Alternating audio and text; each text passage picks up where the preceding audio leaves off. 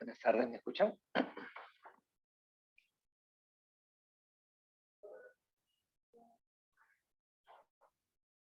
Sí, doctor, sí se escucha. Buenas tardes, doctor. Sí se escucha. ¿Qué tal? ¿Cómo están, chicos? Bueno, el día de hoy vamos a tener la clase de terapéutica, tratamiento de falla cardíaca y hipertensión arterial. La clase va a estar a cargo del doctor Diego Mesía, que ya está en la sesión. Voy a colocarlo como coanfitrión para que pueda compartir las diapositivas y la presentación. ¿No? Diego, ¿estás ahí? ¿Qué tal? Sí, buenas tardes. Buenas tardes, chicos, ¿qué tal? ¿Qué tal, Diego? Digo, ya estás como anfitrión, puedes ya presentar Ya, la diapositiva. ya, Listo, ya, Diego, te gracias. dejo con en la clase. Permiso. Ya.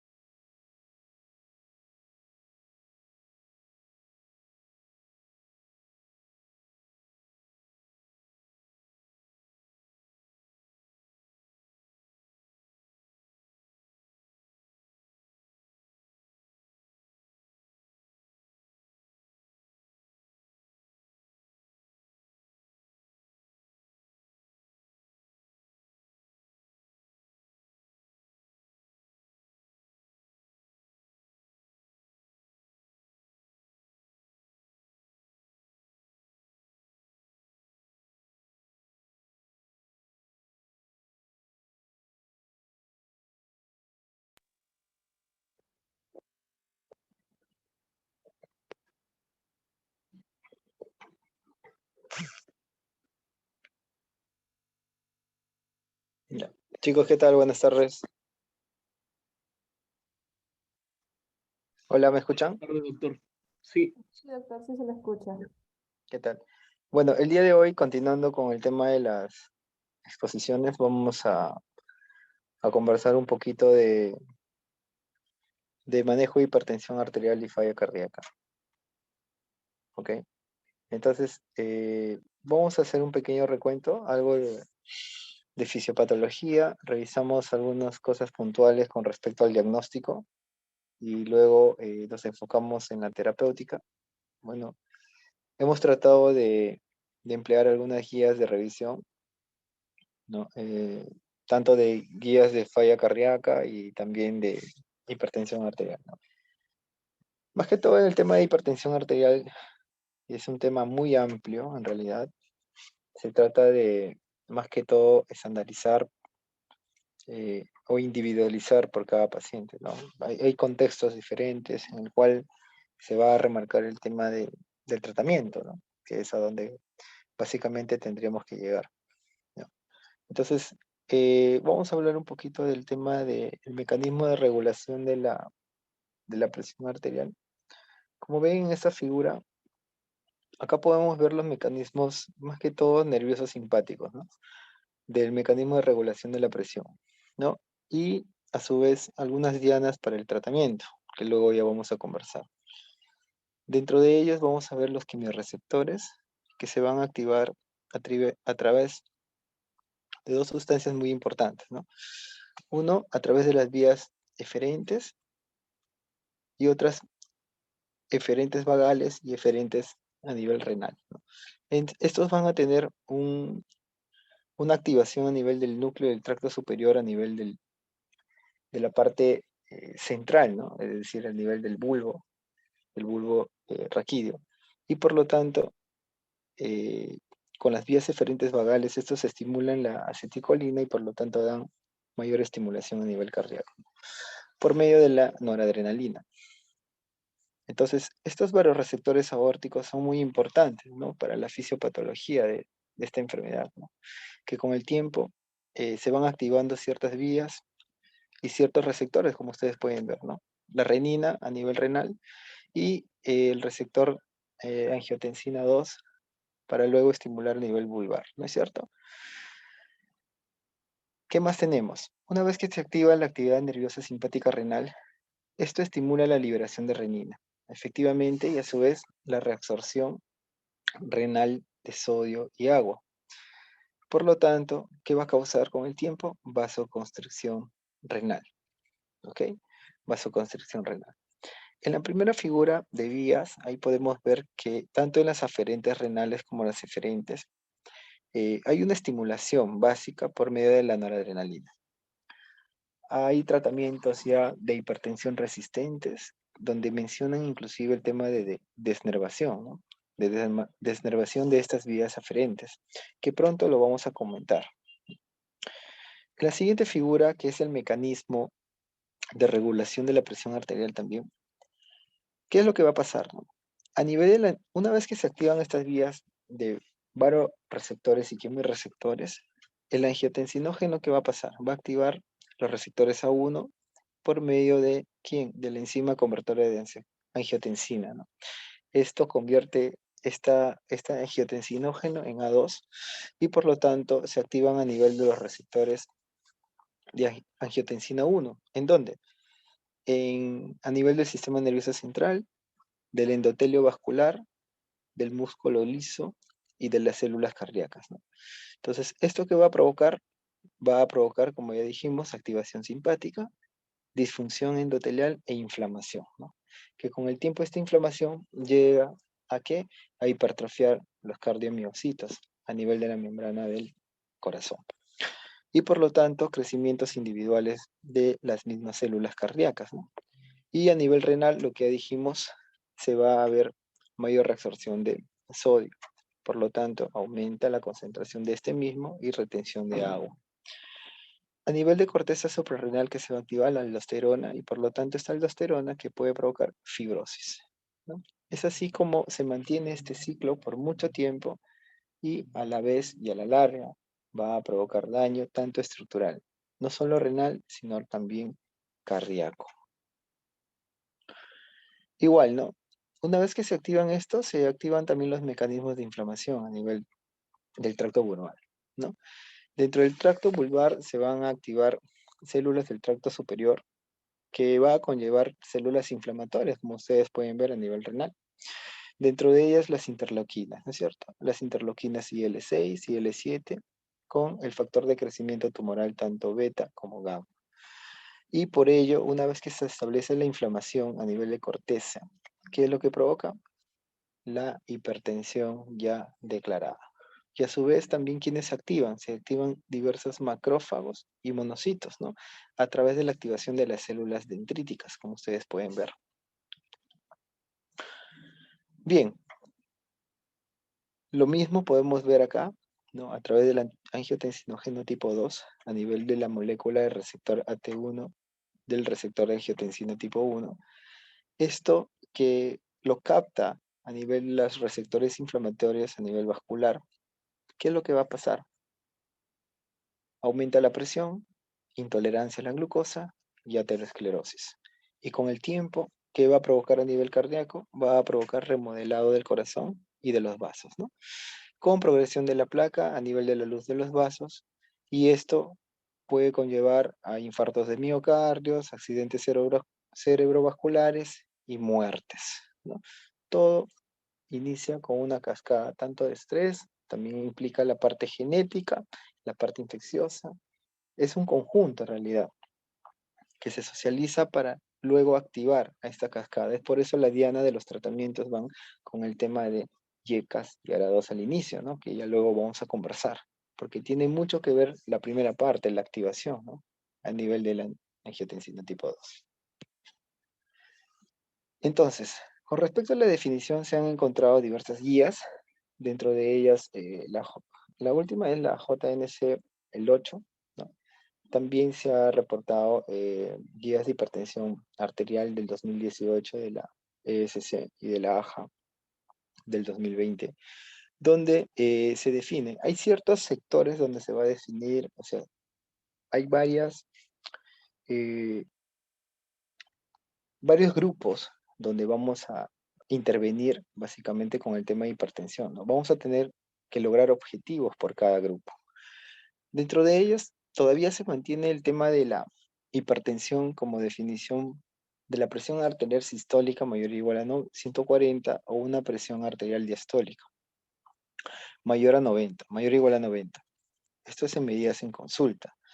Y como ustedes pueden ver, para la toma óptima de la presión, tenemos que tener ciertos criterios, ¿no? Dentro de ellas, el paciente, por ejemplo, no puede hablar durante la toma de la presión, no puede hacer preguntas, ¿no? O sea, tiene que mantener el respeto y también tiene que mantenerse callado, ¿no? Lo otro, el brazo, como ustedes pueden ver, el codo a nivel del espacio, el codo que tiene que formar un ángulo a nivel del espacio cardíaco. Dos, los pies tienen que estar bien sujetos sobre la superficie del piso, ¿no? Y también tiene que estar correctamente sentado, ¿no? Y bueno, tiene que estar relajado, el paciente no debe haber tenido actividad física previamente, no haber ingerido alcohol, no haber ingerido tabaco, ¿no? Entonces son cosas importantes como para la toma de muestra de una correcta toma de presión arterial, ¿no? Entonces, una vez que ustedes tienen al paciente, tanto en consultorio, en consulta ambulatoria, ¿no? El paciente tiene que estar relajado, ¿no? O sea, no la podemos tomar prácticamente como la mayoría de las veces se toma echado, ¿no? ¿No? Eso es importante, ¿no? Desde la toma de muestra de la presión y registro de la primera presión arterial. Para la clasificación se utilizan categorías, ¿no? En esta guía, por ejemplo, de la SC, de la guía europea del 2018, acá lo catalogan, por ejemplo, como óptima, generalmente la sistólica es menos de 120, ¿no? Y una diastólica menos de 80. La normal debería estar entre 120 y 129 y o la diastólica entre 80 y 84, ¿no? Normal alta, clasifica también esta guía, va entre 130 y 139 y una diastólica entre 85 y 89. E hipertensión grado 1 empezaría desde 140 a 159 la presión sistólica con una diastólica de 90 a 99. La grado 2 estaría entre 160 y 179, ¿no? Con una diastólica de 100 y 109. Lo clasifican también con el tema de hipertensión grado 3, con una sistólica ya mayor o igual a 180 y o una diastólica mayor o igual a 110. Sistólica aislada, que luego ya vamos a conversar este término, cuando es, según esta descripción, lo vamos a revisar en un momento, que lo clasifica como mayor o igual a 140 la sistólica y diastólica menor de 90. A ver, para el diagnóstico de monitoreo de la presión ambulatoria, tenemos lo siguiente. La presión arterial en consulta, por ejemplo, mayor o igual a 140/90, luego de 3 meses de cambio del estilo de vida. Se hace medición del mapa con una presión arterial menos de 130/80. Si se logra ese objetivo, se llama hipertensión de bata blanca. Es decir, si la presión se torna alta en consulta, en consultorio, mayor de 140/90 y después de 3 meses se hace el monitoreo ambulatorio, solo en consulta, este paciente se podría catalogar como hipertensión de bata blanca, es decir, cuando eleva presión durante la consulta. Y si no pasa esto, es considerado como HTA, es decir, como hipertensión arterial, ¿no es cierto?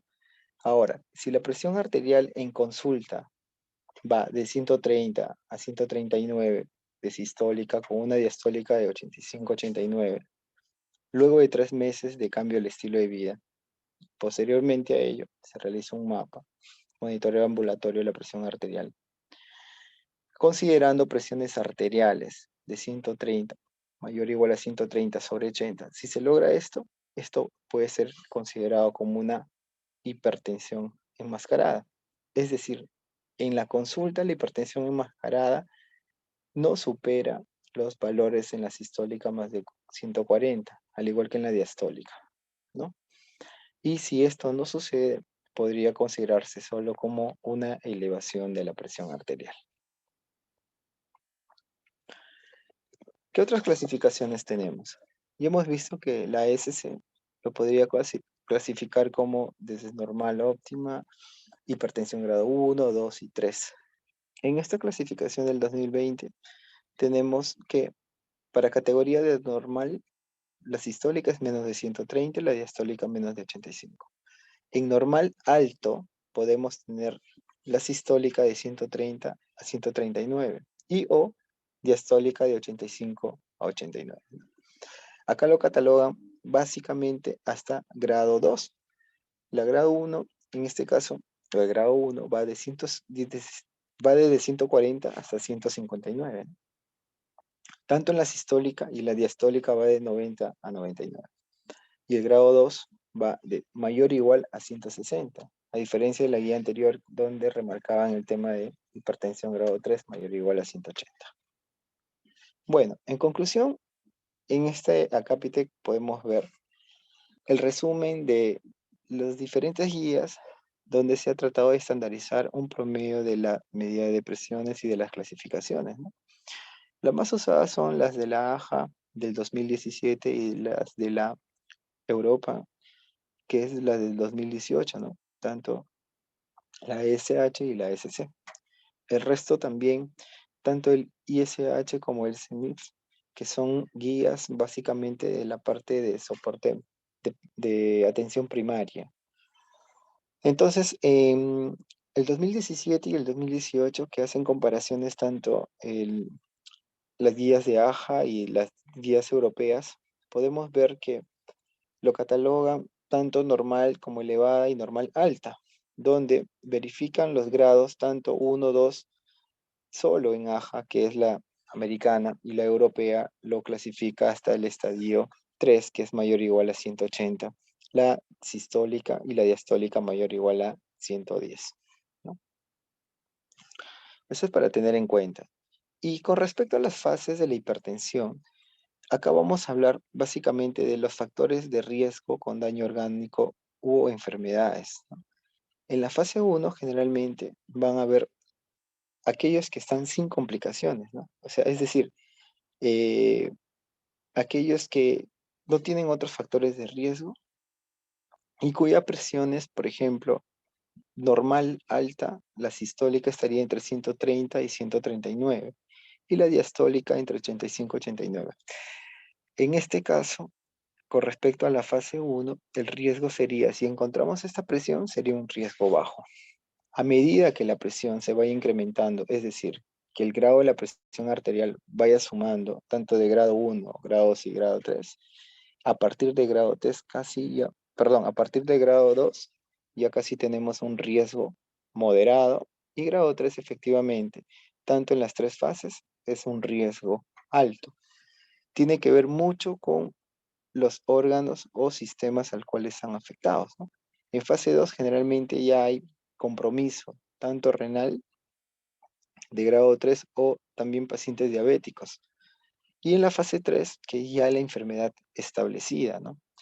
Que puede haber enfermedad cerebrovascular establecida, enfermedad renal crónica de grado o mayor o igual a 4 y diabéticos con daño orgánico. Como ustedes pueden ver en la fase 3, casi todos tienen ya muy alto riesgo, ¿no? Muy alto riesgo ya de permanecer con esta enfermedad ya por el resto de sus vidas, ¿verdad? Entonces, dentro de los factores de riesgo cardiovascular, ¿qué vamos a tener? Uno, tenemos el sexo masculino, en este caso es una proporción mayor de 3 a 1 para los varones con respecto a las mujeres. Edad avanzada, mientras más geronte el paciente, su riesgo aumenta con la edad. Tabaquismo, ¿no? Puede ser actual o también pasado. Las dislipidemias, ¿no? Las dislipidemias es un factor de riesgo muy importante, ¿no? Por eso dentro del perfil para valorar el factor de riesgo cardiovascular tenemos este patrón, ¿no? De dislipidemias. Hiperuricemia, diabéticos, sobrepeso y obesidad. El antecedente familiar, ¿no? De haber tenido, por ejemplo, una enfermedad cardiovascular, ¿no? Porque no olvidemos que estas enfermedades cardiovasculares tienen bastante carga genética, ¿no? Menopausia precoz también está reportado, Al igual que, bueno, la inactividad física, de hecho, ¿no? Que con el tiempo, pues, se van formando los síndromes metabólicos y por lo tanto esto ya va a desarrollar a la larga, puede desencadenar hipertensión, ¿no? El sedentarismo y factores psicológicos como estrés, ¿no? Y en aquellos pacientes que tienen otras como comorbilidades, como enfermedades muy aparte, por ejemplo, de diabetes o endocrinopatía, como enfermedades autoinmunes de base, hipertiroidismo, lupus, Sjögren, etcétera, ¿no? Que también con el tiempo causan daño en la remodelación del miocardio. El daño orgánico o sintomático, podemos ver la presión del pulso, ¿no? Personas mayores generalmente más de 60 milímetros, ¿no? También puede haber hipertrofia ventricular izquierda, según en el electrocardiograma vamos a ver patrones de hipertrofia, ¿no? Por Sokolov-Lyon, inclusive, ¿no? Son criterios importantes para ver eso. Microalbuminuria, cociente de albúmina y creatinina, que generalmente están elevados, y enfermedad renal crónica moderada, ¿no? Esto va, llámese a los que tienen una tasa de filtración glomerular entre 30 y 59. ¿Qué otras enfermedades cardiovasculares o renales ya establecidas para hipertensión arterial, ¿no? Strokes, ¿no? Enfermedades cerebrovasculares, pueden ser isquémicos o hemorrágicos. Enfermedades cardiovasculares, ¿no? Dentro de ellas el infarto de miocardio. Y a su vez también estamos hablando de insuficiencia cardíaca, fibrilación auricular y aquellos que también presentan enfermedad arterial periférica. Todos ellos conllevan o son factores de riesgo cardiovascular para desarrollar con el tiempo hipertensión arterial, ¿no? Hipertensión arterial. Dentro de las causas secundarias que me pueden dar hipertensión arterial, podemos mencionar los siguientes. Uno, enfermedad del parénquima renal como tal, ¿no? Enfermedad propia del riñón. Enfermedades renovasculares, apnea obstructiva del sueño en aquellos pacientes ya obesos. El aldosteronismo primario que también tenemos que tener en cuenta para el tema de diferenciales en pacientes jóvenes con hipertensión, feocromocitoma, Cushing, enfermedad tiroidea, dentro de ellas hipo o hipertiroidismo y coartación de aorta. Dentro de los fármacos son muchos fármacos que pueden llevar a la larga a desarrollar este sistema de activación, ¿no? Dentro de ellos, por ejemplo, en las mujeres es bien estudiado el tema de anticonceptivos orales, ¿no? Esteroides, antiinflamatorios no esteroideos, ¿no? Algunos biológicos, ¿no? También como desatinib, algunos antineoplásicos que también pueden causar daño en la remodelación cardíaca, ¿no? Entonces, pacientes oncológicos, que con el tiempo la quimioterapia también puede ir causando daño, ¿no? Daño no solamente al miocito, del resto de células, y por lo tanto puede provocar remodelación y a la larga crecimiento ventricular. Y con esto vencer esta resistencia y provocar hipertensión arterial. Ahora, ¿cuáles son los objetivos para un paciente hipertenso? Los objetivos, por ejemplo, acá están las guías, ¿no? Que hemos mencionado.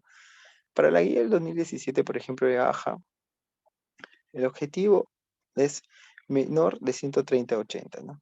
En pacientes que no tienen ninguna otra comorbilidad, por eso es letra A. En aquellos, por ejemplo, en pacientes que tienen presiones arteriales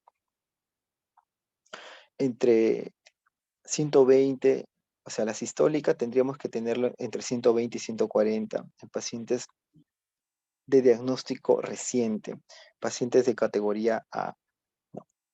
El objetivo en estos pacientes es la sistólica, como lo hemos mencionado, y la diastólica no mayor de 90.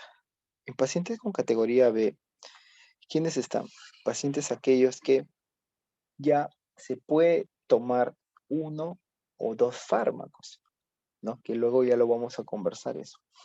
Los de la categoría B tiene que ver mucho también con la edad, ¿no? En pacientes menores de 65 años, pero que también tiene ya un riesgo cardiovascular, puede ser diabético o enfermedad renal. Dentro de ellas, las presiones que se tendrían que manejar son entre 120 y 130 la sistólica y la diastólica entre 70 y 80. En aquellos pacientes, por ejemplo, ancianos con enfermedad renal crónica que corresponden tanto a la categoría C o D, en ellos, ¿cuánto tendríamos que lograr el objetivo?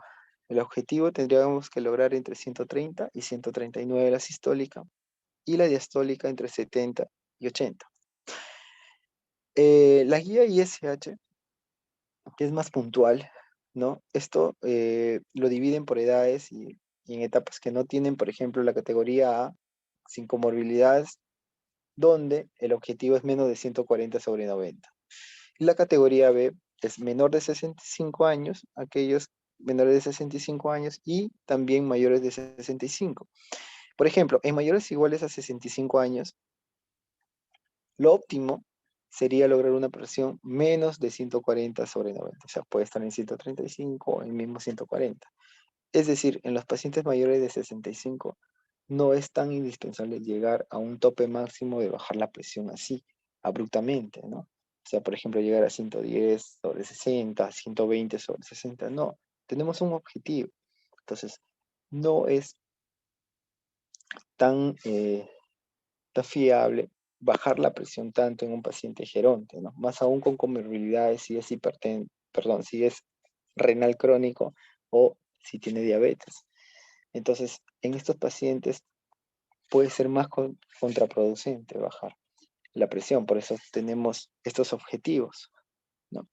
Y en la guía del 2019, el CINFIC, que son guías de atención primaria, ¿no? Básicamente de medicina familiar, aparece la categoría F.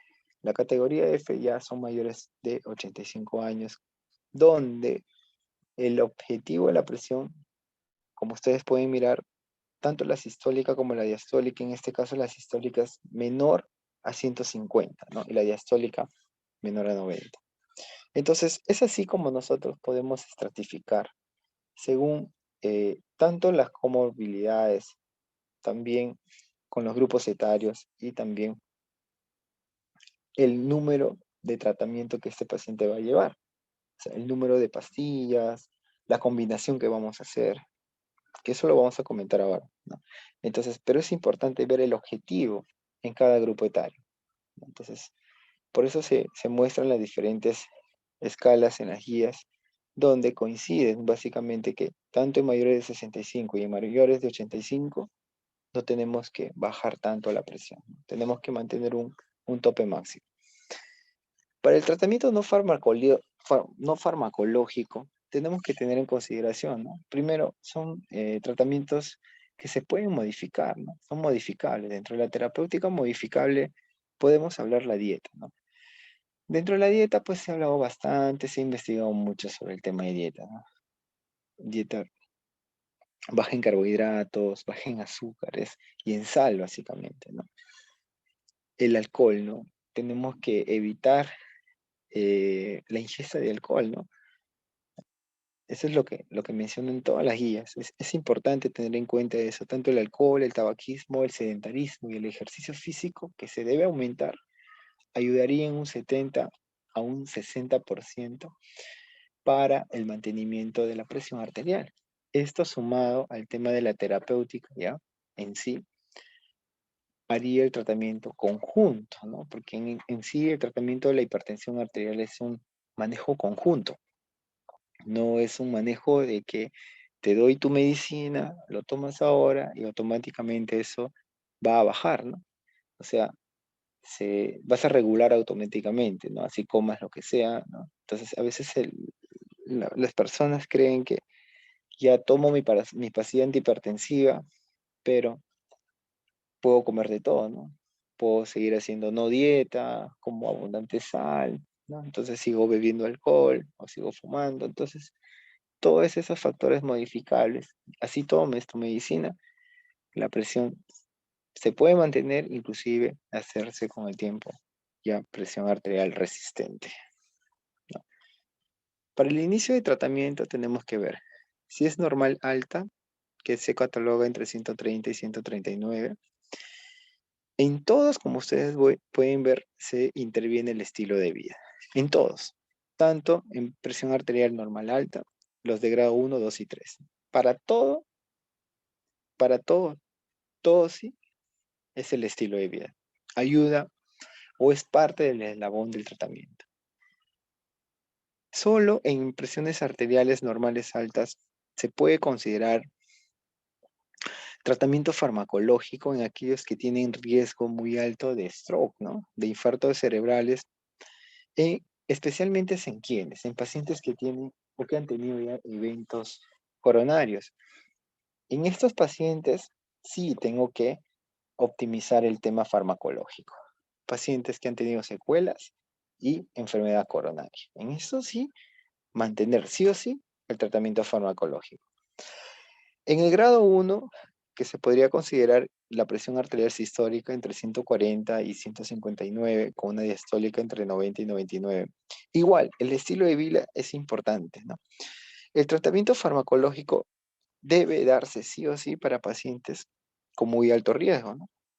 Como ya hemos mencionado, el infarto cerebral a la cabeza, enfermedad renal por debajo de población de creatinina menos de 60 y con un daño orgánico. En este caso, si ha tenido algún infarto, tanto cerebral como cardíaco o cardiovascular, ¿no es cierto? Pacientes coronarios. El tratamiento farmacológico para los pacientes con riesgo bajo, moderado, sin enfermedad cerebrovascular, ¿no? Con enfermedad renal o daño orgánico tras 3 a 6 meses de intervenciones en el estilo de vida. Es decir, si no logran controlar, ¿no?, la presión arterial a pesar de llevar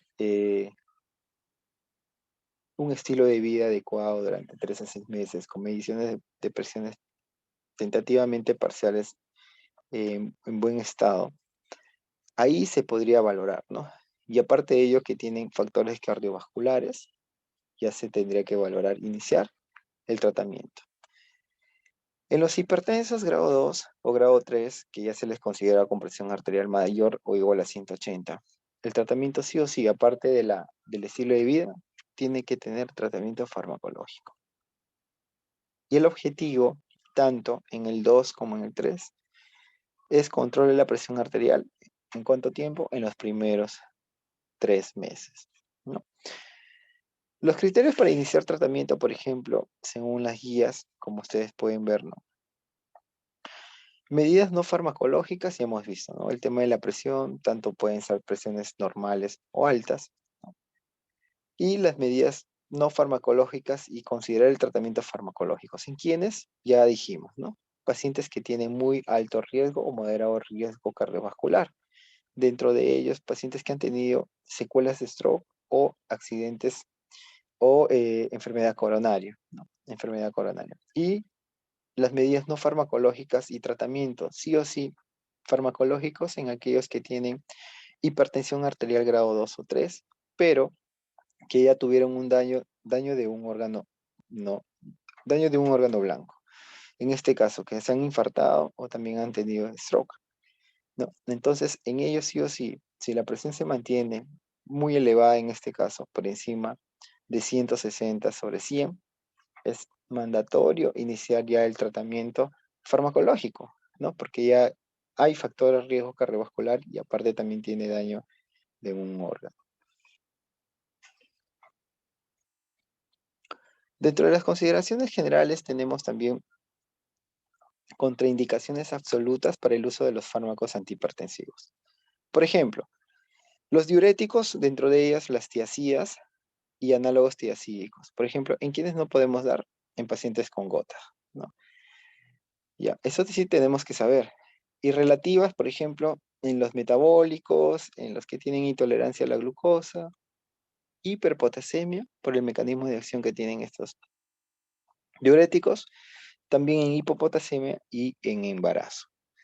Por ejemplo, en los beta blocks hay que tener mucho cuidado en asma y en aquellos que también tienen algún tipo de bloqueo, ¿no? Ya sea de aurículo ventricular. Con bradicardias con frecuencias cardíacas generalmente menos de 60, hay que tener mucho cuidado para el tratamiento con beta blocks, ¿no?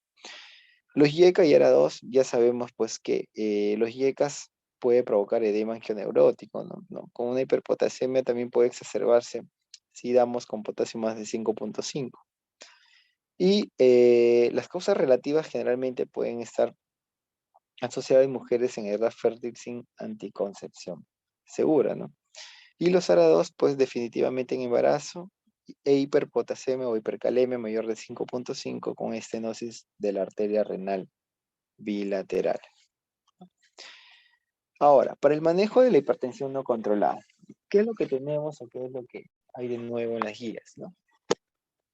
En las guías lo dividen de la siguiente manera. Uno, para el tratamiento, para estos pacientes se puede utilizar como tratamiento inicial combinación doble, ¿no? Un YECA o ARA2, pero nunca los dos juntos. Esto se puede asociar con un bloqueador calcio antagonista, ¿no?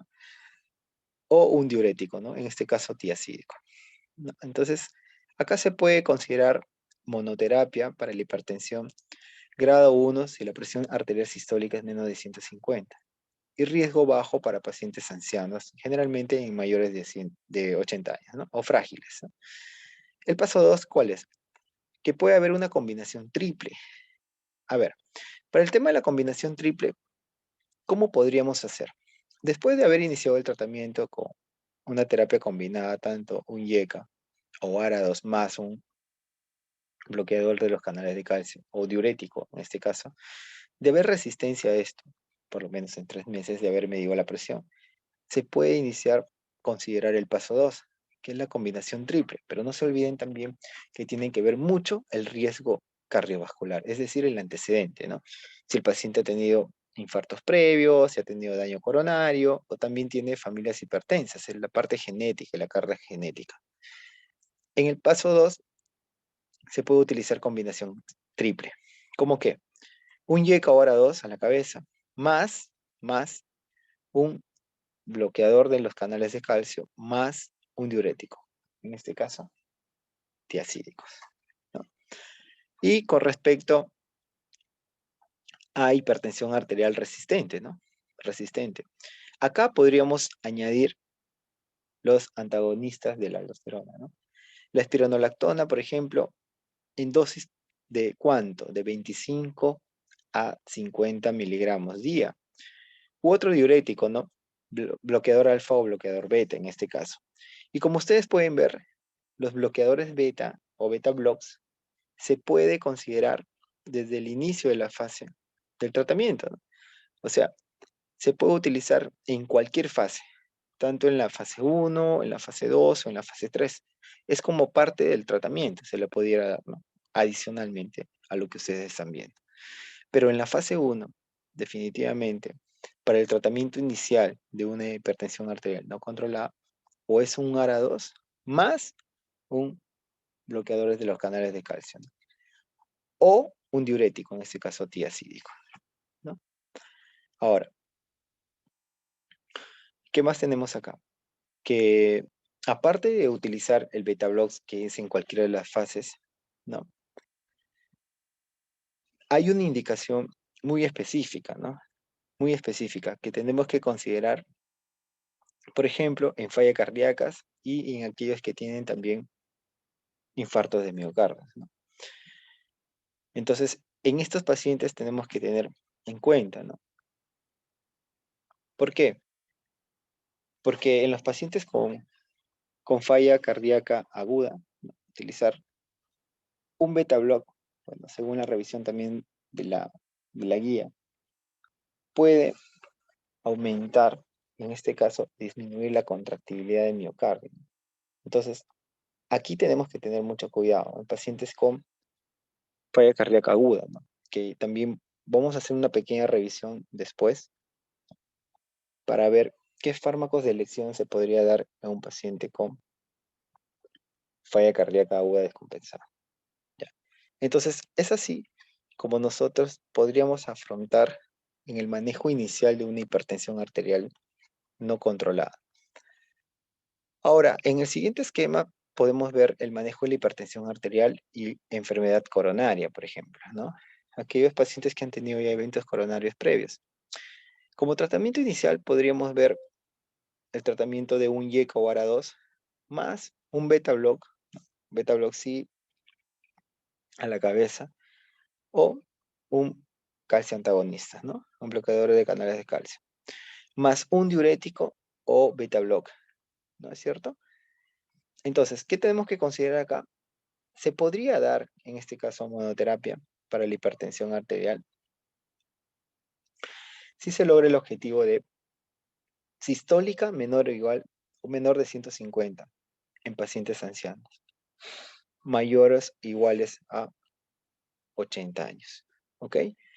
Ahora, en el paso 2, que se podría dar una combinación triple, se podría dar la combinación de los anteriores, pues, ¿no? YKARA2 más un beta-block o un calcio antagonista más un diurético tiacídico, ¿no? Y en el paso 3 podría combinarse 3 de esos fármacos más espironolactona u otro fármaco. Dentro de ellos, aquellos que se considera hipertensión arterial resistente, ¿no? Lo que hemos mencionado, ¿no? Espironolactona que podría añadirse en dosis de 25 a 50 miligramos día.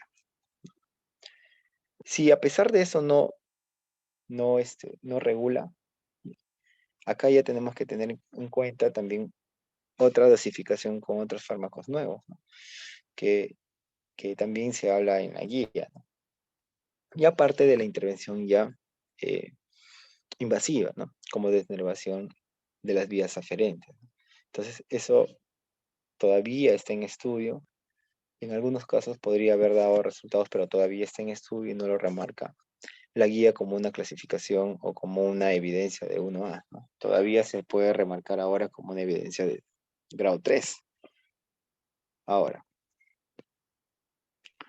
para el manejo de la hipertensión arterial y enfermedad renal crónica, en este escenario, como tratamiento inicial, tenemos que ver, primero la tasa de depuración de creatinina, ¿no?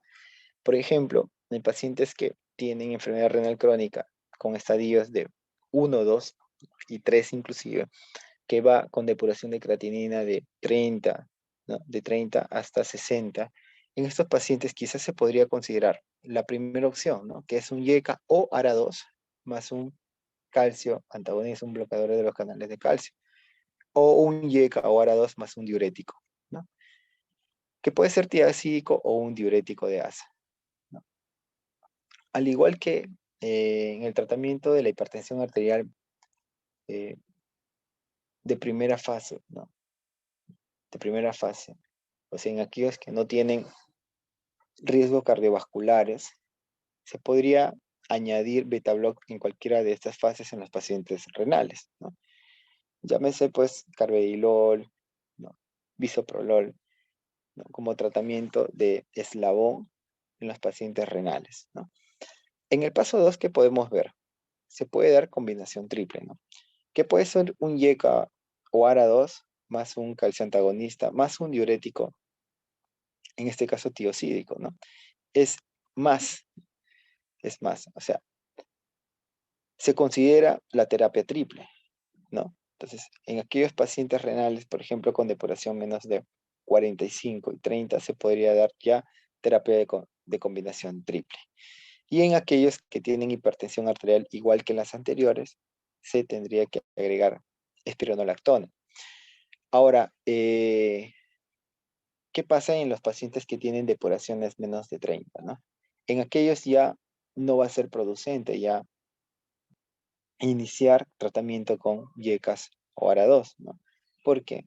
Por el mismo mecanismo de acción. Puede ser más contraproducente y causar más efectos adversos. Y tampoco la idea de usar YECA más ARA2, ¿no? Entonces no se puede asociar esta combinación, ¿no?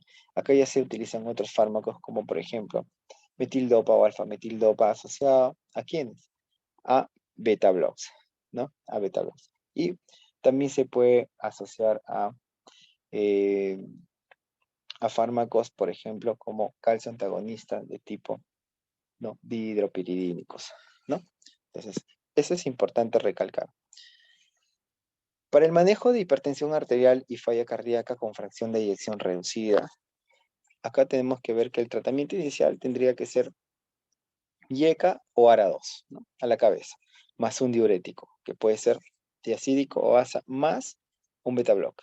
Pero cuando hablamos de falla cardíaca con fracción de eyección reducida, aquellos que tienen fracción de eyección menor o igual a 40, ¿no? Porque también hay el término de falla cardíaca ligeramente reducida y aquellos que tienen falla cardíaca con fracción de eyección preservada. Entonces, en el siguiente tema vamos a considerar todo eso.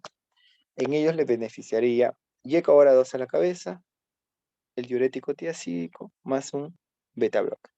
Y en el paso 2, igual, ¿no? Que se podría considerar YECA hora 2 más un diurético, ¿no? Y en aquellos que han tenido el riesgo cardiovascular, efectivamente, pues, riesgo cardiovascular que hemos mencionado, tanto el daño de órgano blanco, si es que ha tenido una secuela de stroke o un infarto de miocardio. Pero a su vez, también podríamos considerar en el paso 2, si es que en el paso 1 no se logra el objetivo de los pacientes con enfermedad coronaria o falla cardíaca, que es la sistólica menor de 140 y la diastólica menor de 90, podría considerarse el uso de los antagonistas de los receptores de los mineralcorticoides, como por ejemplo la espironolactona, ¿no? O aldactone. Muy bien. En hipertensión arterial IFA, ¿qué tenemos? En este caso, la fibrilación auricular va muy de la mano como mecanismo de compensante, ¿no? Tanto de esta enfermedad como en falla cardíaca o como de las demás enfermedades. En este caso, para el tratamiento inicial es una combinación doble, ¿no? Que puede ser YECA o ARA2 más un beta block o un calcio antagonista, ¿no? No dihidropiridínico. O un beta block más un bloqueador de canales de calcio dihidropiridínico. En el paso 2, ¿qué se considera? Se considera YECA o ARA2 más un beta block más un bloqueador de canales de calcio dihidropiridínico o un diurético, ¿no? En este caso tiacídico. O un beta block más un calcio antagonista dihidropiridínico más un diurético. Entonces, es importante valorar esto en los pacientes con falla cardíaca. ¿Por qué? Porque a su vez los pacientes con fibrilación auricular, ¿no? ¿Por qué? Porque si no valoramos el uso de estos pacientes que nos interesa mucho el control del ritmo, también tenemos que valorar un score, ¿no? El score de Chuck-Bass. Esto es para ver también si el paciente entra o no al tema de anticoagulación, ¿ya? Y no se recomienda la combinación sistémica de un beta block con un calcio antagonista, ¿no? No dihidropiridínico, por ejemplo, verapamil o dieltacén, ¿no? Por la reducción, en este caso, de la frecuencia cardíaca. Es el mismo algoritmo que hemos comentado ya en todos, ¿no? Es el resumen final. Ahora vamos a pasar rápidamente al tema de falla cardíaca. Rápidamente vamos a conversar algunos aspectos de la fisiopatología, ¿no? Básicamente es para hablar con el tema de... Acá se va a dividir, ustedes saben que el tema de falla cardíaca el diagnóstico es clínico en realidad, ¿no? El tema actual con respecto a las fracciones de eyecciones del ventrículo izquierdo es básicamente para estratificar, pero no es para hacer mi diagnóstico, ¿no? Porque ustedes saben que el diagnóstico son signos y síntomas, como antiguamente ya se le llamaban los criterios mayores y menores de Framingham, ¿no? Entonces, ¿qué es lo que va a pasar, no? Va a producirse un daño neurohumoral, ¿no? Porque es una cascada, al final se comporta como un síndrome, ¿no? El síndrome de falla cardíaca, porque se activan cascadas, tanto del sistema neuroendocrino, neurohumoral, ¿no? Y el sistema nervioso simpático, ¿no? A nivel del sistema neurohumoral, de neurohormonas, ¿qué va a pasar? Va a haber una mayor actividad del sistema nervioso simpático y a su vez del sistema renina, angiotensina, aldosterona. Por lo tanto, se activa el sistema endotelina, que es la cascada inflamatoria a nivel de los vasos, y se libera los péptidos natriuréticos, ¿no? Para provocar la natriuresis, Y por ende esto, a través del sistema de quimiotaxis se liberan citoquinas. Entonces, ¿qué es lo que pasa a la activación de estas neurohormonas? Automáticamente activa el remodelado del ventrículo izquierdo por un mecanismo inflamatorio, ¿no? Disminuye la contractibilidad y por lo tanto con el tiempo este ventrículo y estos cardiomiocitos se van a hipertrofiar. Provoca apoptosis, ¿no? Y fibrosis, ¿no? Y a nivel del endotelio, ¿qué puede causar esto? Va a provocar mayor vasoconstricción, ¿no? Aumento del óxido nítrico y cambios a nivel estructural, con aumento de citoquinas para la cascada inflamatoria. Todo ese daño progresivo causa falla cardíaca, ¿ok? Y a nivel del sistema simpático, como ya hemos mencionado, esto activa las diferentes vías, ¿no? Tanto aferentes y eferentes a nivel renal, a nivel de vasos y a nivel cardíaco. A nivel cardíaco, lo que va a pasar es hipertrofiar básicamente los miocitos, ¿no? Con necrosis. También va a haber una disminución de los depósitos de la noradrenalina por la actividad ya simpático-mimética que ejercen estos receptores, ¿no? Y deterioro del funcionamiento diastólico y sistólico con el tiempo, ¿no? Porque esto no es de un curso rápido, este es un curso progresivo, ¿no? A nivel renal, lo que va a provocar es un aumento de la reabsorción, ¿no? Del sodio nuevamente, para a su vez retención más de agua, y el paciente empieza a presentar congestión y edema, ¿no? Y todos los síntomas clínicos que nosotros ya conocemos, ¿no? Y va a haber una liberación de renina, ¿no? Es por eso que puede provocar vasoconstricción periférica con hipertrofia vascular. Entonces, una vez que yo ya tengo el diagnóstico clínico, ¿no? Edema de miembros inferiores, crepitantes, tercer ruido, ¿no? Ingurgitación yugular, tengo que pasar a estratificar. Y en este caso, la estratificación se tendría que hacer con la fracción de eyección, que se modificaron esos términos para poder diferenciarlos y poder ver el riesgo de sobrevida con el pasar de los años, ¿no?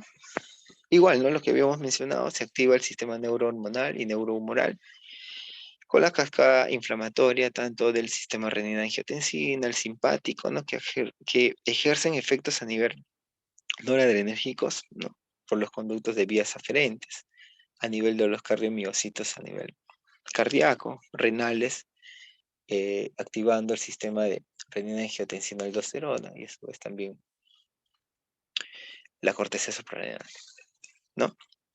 Entonces, el daño que provoca con el tiempo va a ser activación de los fibroblastos y por lo tanto esto va a provocar fibrosis dentro de las cavidades cardíacas, ¿no? Entonces, va a haber una disminución y una hipertrofia inclusive de la luz que conforman los vasos, ¿no?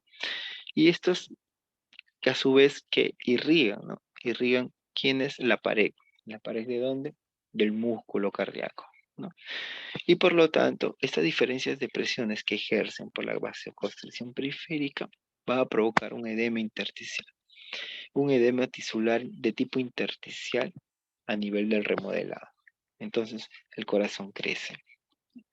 Y a su vez puede provocar microtrombos, microcoágulos, dentro de ellos colágenos fibrilares, ¿no? Y dentro de la red capilar, la célula endotelial también sufre daños. Este daño intersticial, que a su vez ejerce mayor presión a nivel de los capilares se envuelven en un ciclo, ¿no? En un ciclo vicioso, donde la recaptación de mayor energía hace provocar activar la vía del piruvato quinasa, ¿no? Que a su vez puede provocar mayor consumo de energía, mayor demanda del corazón y por lo tanto aumenta la contractibilidad del miocardio y el gasto cardíaco, ¿no? Entonces, sabemos muy bien que esto ya es un síndrome clínico, ¿no? Disnea, edema, fatiga, presión yugular elevada, ¿no? Entonces, netamente el sistema de síndrome de falla cardíaca es un conjunto de signos y síntomas, ¿no? que tenemos que tener en cuenta para el tema de la evaluación inicial. Entonces, la definición, según fracción, ahí está un poco mal la escritura. La definición según fracción de eyección, acá podemos ver, básicamente ya lo dividen en genotipos, ¿no? Dentro de ellos, el genotipo de fracción de eyección con reducida, el ligeramente reducida y la conservada, ¿no? O la preservada, ¿no? Las que tienen fracción de eyección reducida son aquellos que tienen fracción de eyección menor o igual a 40, ¿no? Las ligeramente reducidas van a estar entre 41 y 49 y las conservadas mayor o igual a 50. Esto es con el ecocardiógrafo, con la ecocardiografía que se tendría que hacer al inicio en pacientes con falla cardíaca, básicamente para el tema de estratificación y el tema también de manejo, ¿no? La clasificación AIJA, que bueno, me imagino que también ya lo conocen, lo han escuchado, ¿no? Que va del 1 al 4. Mientras más clase funcional tiene, es más severo, ¿no? La 4, pues, es aquel que tiene ya la incapacidad de llevar cualquier actividad, o sea, tiene una disnea ya, inclusive al sentarse o al moverse, al caminar, ¿no? O sea, una disnea muy severa, ¿no? La clase funcional 4. Dentro de las pruebas de diagnóstico, para yo confirmar el tema de falla cardíaca, muy bien que ya sabemos, es de tipo clínico, en la guía menciona bastante pruebas de sensibilidad, ¿no? Dentro de ellas los péptidos natriuréticos. Por ejemplo, el BNP y el NT-proBNP. Mencionan que tienen una escala de clasificación inclusive tipo 1, ¿no? ¿No? Pero un nivel de evidencia B. Entonces, ¿qué quiere decir? De ser positivo esta prueba, lógicamente su sensibilidad es muy, muy alta, pero también tenemos que ver que en ciertas condiciones también se pueden elevar, que vamos a ver. ¿Qué otras pruebas tenemos que pedir? Aparte de los péptidos natriuréticos, que son pruebas de confirmación, ¿no? Entonces, si yo tengo dudas, un paciente que viene con congestión, ¿no? Con edema de miembros inferiores, ingurgitación yugular, o de lo contrario, este paciente solo tiene, por ejemplo, crépitos bilaterales, ¿no? Edema, pues, discretamente, ¿no? Y no presenta ingurgitación yugular. Acá tengo que tener a la mano pruebas de diagnósticos diferenciales, ¿no? Entonces, acá me ayudaría mucho, ¿no? Si es que tengo la duda o la sospecha, ¿no? De que puede ser una falla cardíaca, tendría que pedir o solicitar estos exámenes. A la cabeza también tenemos que tener un EKG de 12 derivaciones, ¿no? ¿Por qué? O un EKG, ¿no es cierto? Porque con esto yo puedo ver también el registro electrocardiográfico del corazón, ¿no? Si hay signos de sobrecarga, si hay bloqueos, ¿no? Si el paciente ha tenido una enfermedad coronaria, si tiene una cardiomiopatía isquémica. Entonces, el electrocardiograma, como parte del protocolo de atención en todo paciente con falla cardíaca. Y la ecocardio, pues, ¿no? La ecocardio para el tema de estratificación, ¿no? Según las fracciones de eyecciones. Radiografía, de todas maneras, para ver el tema ya, más que todo pulmonar. Y dentro de los análisis sanguíneos, pues los basales, ¿no? Glucosa, urea, creatinina, ¿no? Hemoglobina glicosilada, si es que estamos pensando en un paciente, pues, obeso, hipertenso, ¿no? Que tiene características o signos clínicos de resistencia a la insulina. Y no se olviden que también publicaciones recientes hablan de la ixidina, ¿no?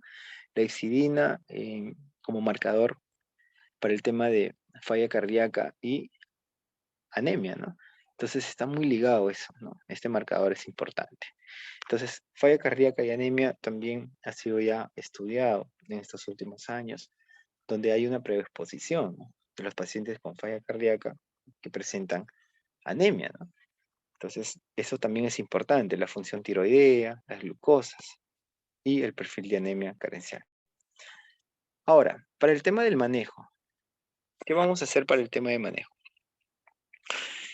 En este caso, si tenemos la sospecha de insuficiencia cardíaca, valoramos primero los factores de riesgo, ¿no es cierto?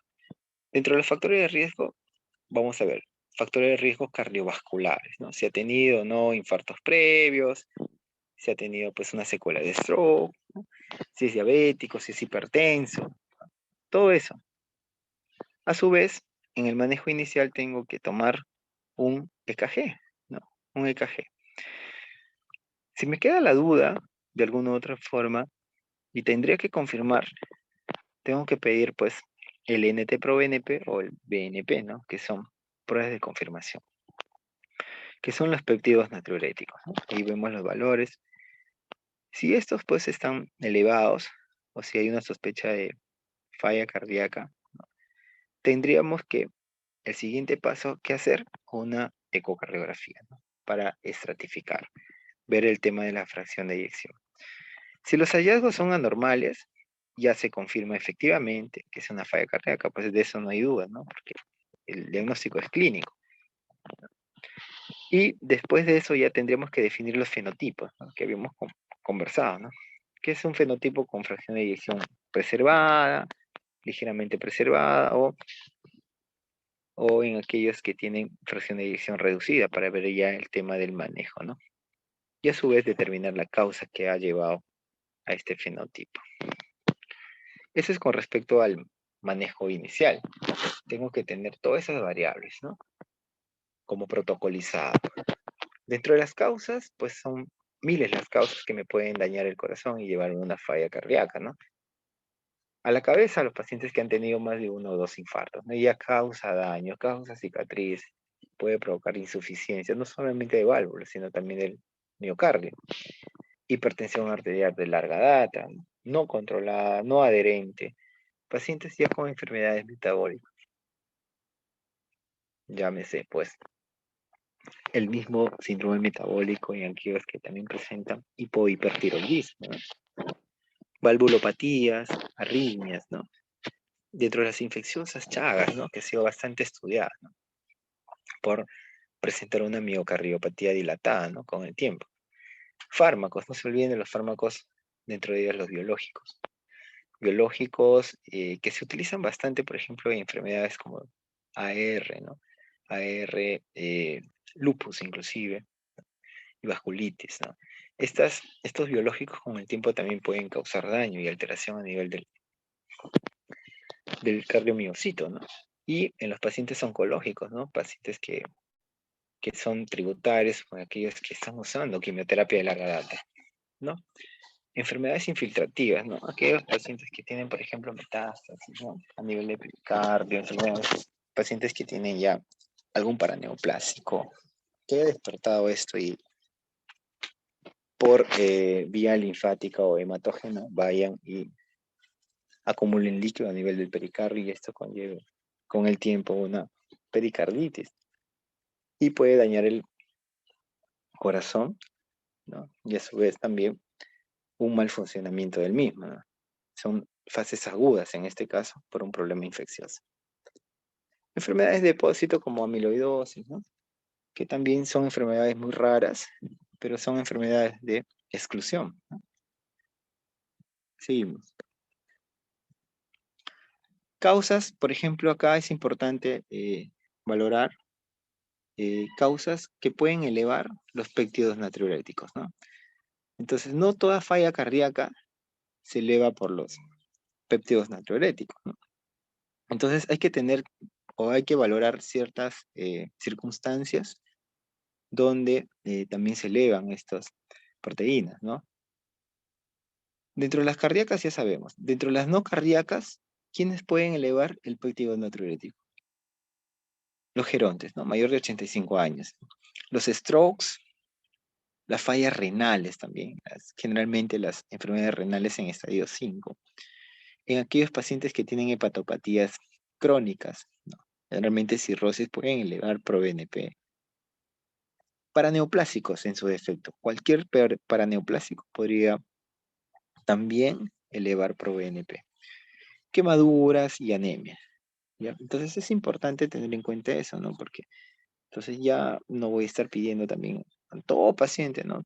NT, ProBNP, ¿no? Entonces son péptidos natriuréticos que en realidad son muy costosos inclusive, ¿no? Entonces, si no tengo a la mano eso, pero la sospecha clínica es muy evidente, más el antecedente, pues lógicamente se tendría que catalogar como una falla cardíaca. Pero si ante eso hay dudas, podría yo dosar, como dice la guía o el protocolo, de estos péptidos natriuréticos.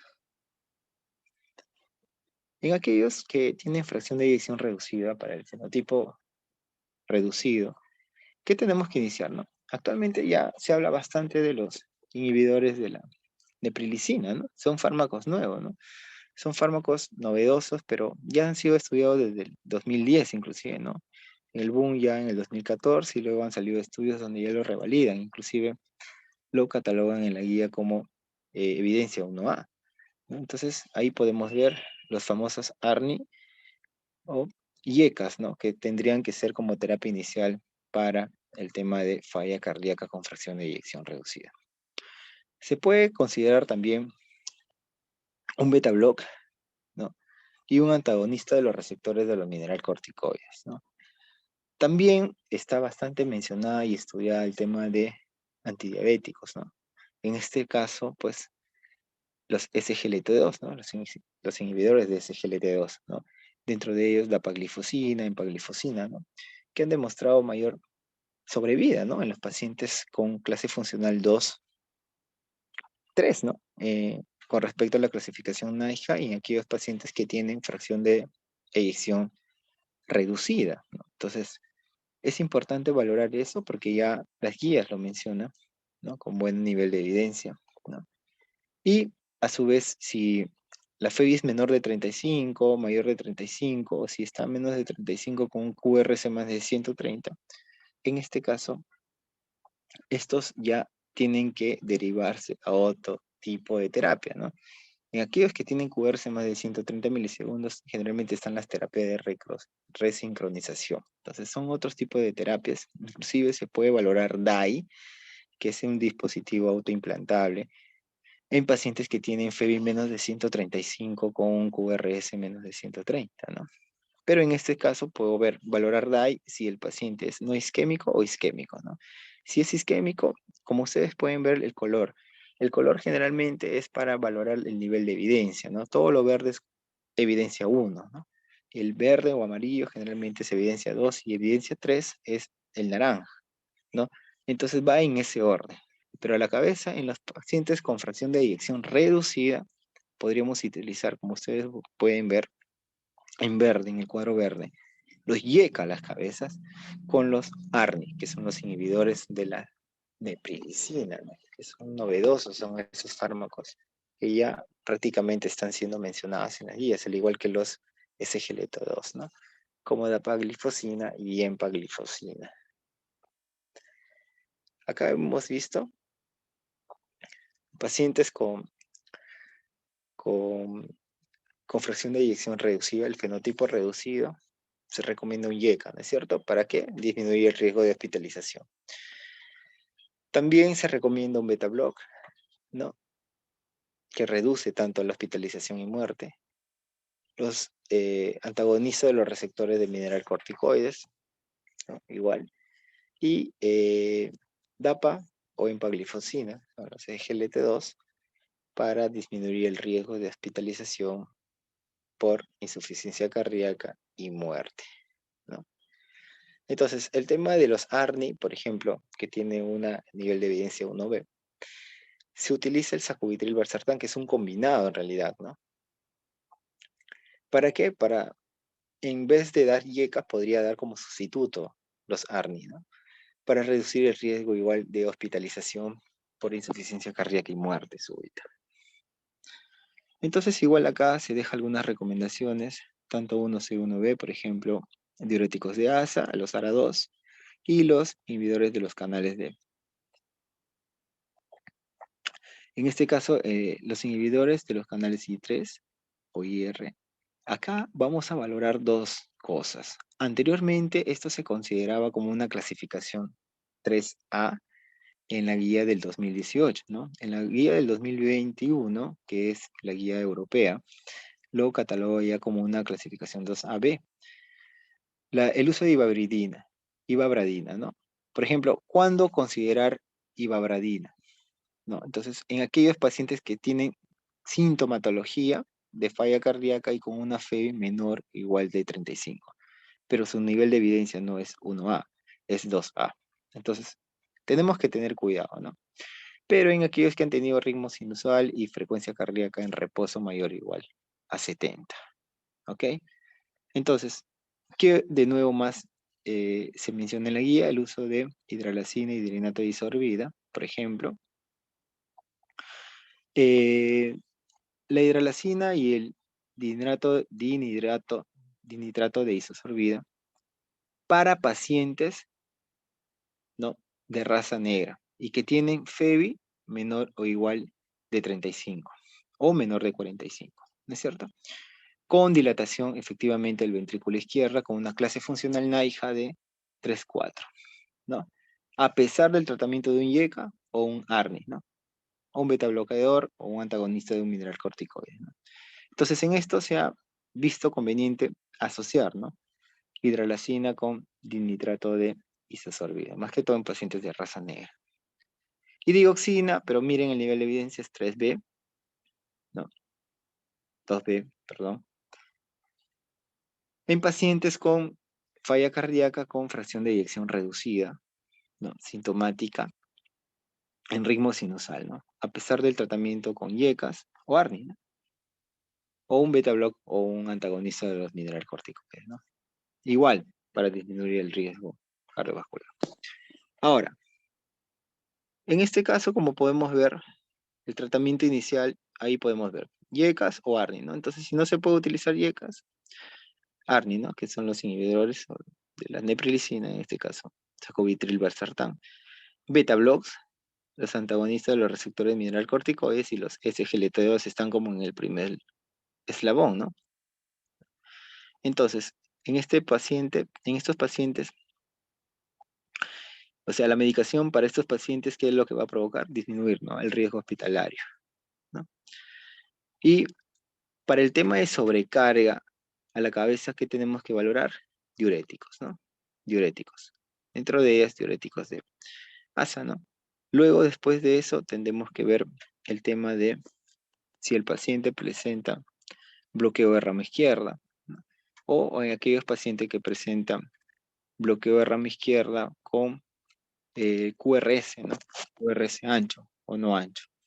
En pacientes que presentan bloqueo de rama izquierda, ahí tenemos que valorar dos cosas: el tema de resincronización, ¿no? Resincronización cardíaca. Y con respecto a la etiología, si es isquémica o no, vamos a valorar si este paciente va a un dispositivo autoimplantable, ¿no? En etiología no isquémica, mira, la recomendación no es tan fuerte como en aquellos que sí tienen etiología isquémica, donde sí se podría recomendar dispositivos autoimplantables. Muy bien. ¿Qué más tenemos acá? A ver. Factores de riesgo de evidencia cardíaca. Definitivamente tenemos que ver estrategias que son preventivas, o sea, que son modificables, ¿no? Sedentarismo, el tabaquismo, ¿no?, la obesidad, el consumo excesivo de alcohol, ¿no?, enfermedades infecciosas, ¿no?, todo eso, la hipertensión de por sí, inclusive, ¿no? Y dentro de todo paciente que va a iniciar tratamiento, tengo que sacar el riesgo cardiovascular, ¿no? Dentro de ellas ya tener un perfil, ¿no?, de estos pacientes y ver los exámenes que se les va a hacer el seguimiento, se les va a tomar al inicio, ¿no? Entonces, es importante valorar todo esto, ¿no?, porque es un manejo multidisciplinario al final, y es un manejo conjunto, ¿no? Porque inclusive también la parte psicológica también entra a tallar, ¿no? Entonces, esa parte es importante, chicos, ¿ya? A ver, enfermedad coronaria, como ya lo hemos mencionado, ¿no? Vamos. Como les decía, el manejo multidisciplinario implica medicación, la actividad física, el sueño, ¿no? Es importante que el paciente también tenga ciclos de relajación, ¿no?, que completen, ¿no?, esa actividad del sueño, ¿no? La dieta, que es muy importante, alcohol y vacunas para ciertas enfermedades, ¿no? Dentro de esto, por ejemplo, mencionamos rápidamente, por ejemplo, pacientes con falla cardíaca avanzada, ¿no? Los criterios generalmente van a ser aquellos que tienen los fenotipos reducidos, ¿no? Dentro de ellas, fracción de eyección menor o igual a 30, ¿no? Y síntomas graves, ¿no? Generalmente ya clasificación AIHA 3-4, son avanzadas, ¿no? Donde las concentraciones, por ejemplo, de los péptidos natriuréticos están muy elevadas, ¿no? Donde ya va a haber disfunción diastólica grave con disfunción del ventrículo izquierdo, ¿no? A su vez puede haber episodios simples de congestión pulmonar y pueden ser sistémicas que me pueden llevar a una edema agudo pulmonar. Ahora, para ir acabando el tratamiento de la falla cardíaca aguda, ¿no? En este caso, si un paciente me viene por emergencia, ¿no? Con signos de sobrecarga hídrica, ¿no? Lo veo, edema de miembros inferiores, ¿no? Un poco de ascitis, crépitos bilaterales, ingurgitación yugular, con disnea en reposo y aparte con saturación baja, ¿no? Hipoxemia. Entonces, no hay duda que este paciente probablemente tenga signos de falla cardíaca aguda, ¿no? Por todo lo que les estoy comentando. Acá tengo que ver dos cosas. Uno, si el paciente, aparte de la congestión, tiene sobrecarga de fluidos. Si está o no hipoperfundido, es decir, si está hipotenso o no. Si está hipotenso, le podríamos iniciar diuréticos de asa, ¿no? ¿No es cierto? Pero al mismo tiempo se puede dar inotrópicos, ¿no? Se puede dar inotrópicos para compensar esa hipotensión que me va a realizar el diurético. Pero si el paciente no está hipoperfundido, de inicio yo tengo que dar diuréticos de asa. Clase 1. Entonces, esto sí está totalmente evidenciado, ¿no? Ahora, si hay alivio de la congestión, ¿no? O en ambos hay mejoría de la hipoperfusión, de la congestión, ¿qué va a pasar? Si hay alivio de ambos, tanto de la hipoperfusión y de la congestión, tenemos que optimizar el tratamiento farmacológico. Si es que vamos a seguir con la terapia antidiurética, vamos viendo el balance, vamos viendo el tema de la diuresis, que es muy importante medir el volumen urinario para ver si hay respuesta o no a los diuréticos. Si no hay respuesta, tendremos que considerar, por ejemplo, vasopresores de tipo noradrenalina o norepinefrina con con un nivel de evidencia 1B en los pacientes que han tenido hipoperfusión. Y en aquellos que, por ejemplo, no han tenido hipoperfusión, pero a la vez el alivio de la congestión no es evidente, tenemos que aumentar la dosis de los diuréticos, ¿no? Continuar con diuréticos, ¿no? Se puede dar cada 4, cada 6 horas, ¿no? Se puede iniciar con furosemida, inclusive también se puede dar en bomba de infusión. Si a pesar de esto, el paciente presenta resistencia a los diuréticos, o es decir, hay una hipoperfusión persistente con daño orgánico, acá tenemos que valorar dos cosas. Uno, terapia de reemplazo renal en aquellos pacientes que no han estado hipoperfundidos, pero sí han tenido resistencia a los diuréticos, ¿no? O considerar cuidados paliativos, ¿no es cierto? Manejo de la sobrecarga por otras vías, manejo del medio interno, ver cómo también está el sodio, cómo está el potasio, el bicarbonato y todo eso. Entonces, eso es importante, ¿ya? Es importante ese manejo inicial, porque son pacientes que en su mayoría llegan, ¿no? Porque los pacientes con falla cardíaca crónica en alguna oportunidad durante el año se han descompensado por diversos procesos, ¿no? Que pueden ser infecciosas, por falta de tratamiento.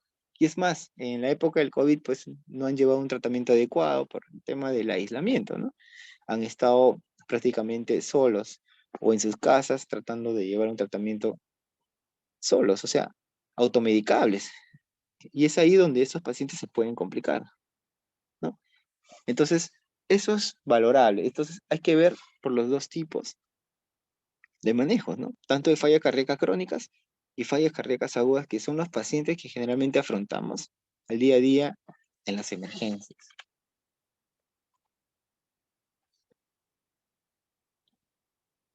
Y en los pacientes que ya tienen sospecha de falla cardíaca aguda, hay que ver si el paciente tiene shock cardiogénico, ¿no? O insuficiencia respiratoria.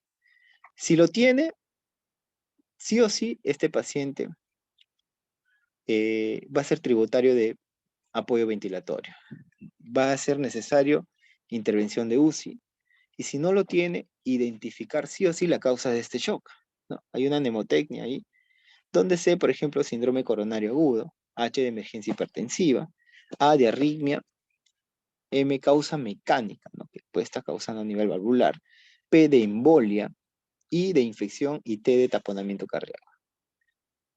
Si no persiste o si no encuentro ninguna de estas causas, hay que solamente tratar la causa específica. Y si hay alguna de estas causas, pues tratar, ¿no? Si es infarto, si hay inestabilidad o no hemodinámica, ¿no? Todo eso. Todo esto se tiene que lograr durante el primer objetivo del tratamiento, máximo 2 horas, ¿no? Primero reconocer, porque es el diagnóstico de falla cardíaca es clínico, y al ver reconocido, ver que no esté asociado a algo que le haya desencadenado este cuadro agudo, ¿no? Infecciones en la cabeza, ¿no? Entonces, con eso, yo voy manejando a mi paciente, voy catalogando y lo voy estratificando. Y según eso, voy buscando la causa. Y máximo todo eso me tiene que durar 2 horas. Acá les dejo algunas dosis de fármacos que se inician en falla cardíaca aguda, ¿no? Dobutamina, por ejemplo, de 2 a 20 microgramos kilo, ¿no? Receptor beta positivo. Dopamina, ¿no? De 3 a 5 microgramos minutos, es un inotrópico positivo, ¿no? Mayor de 5 microgramos ya puede comportarse como inotrópico o vasopresor, ¿no? Efectos beta y alfa. También podemos utilizar levosimendan y noripinefrina, ¿no? Entonces, es importante valorar esto en el tratamiento de falla cardíaca. Entonces, el tema es muy amplio en realidad. El tema abarca muchas nociones, muchos grupos, ¿no? Entonces, cada paciente en realidad es individualizado, ¿no? Cada paciente es diferente, ¿no? A todo paciente no voy a dar, por ejemplo, antagonistas mineralocorticoides, ¿no? Nada que ver, ¿no? Según el riesgo, según la estratificación, según el grado, ¿no? Para yo poder valorar el uso de estos fármacos, ¿no? Tanto en hipertensión arterial como en falla cardíaca, ¿no? Crónica o aguda. Muy bien, chicos, eso es lo que les quería presentar. Hay bastante información de esto al respecto, pero es lo más básico y lo más relevante de las guías, ¿no? Que nos dicen esto.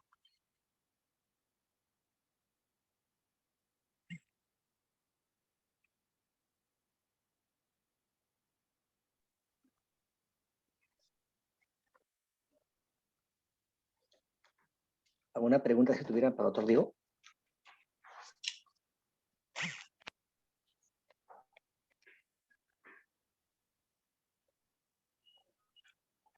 Bueno, si no, ya lo complementamos en las clases prácticas.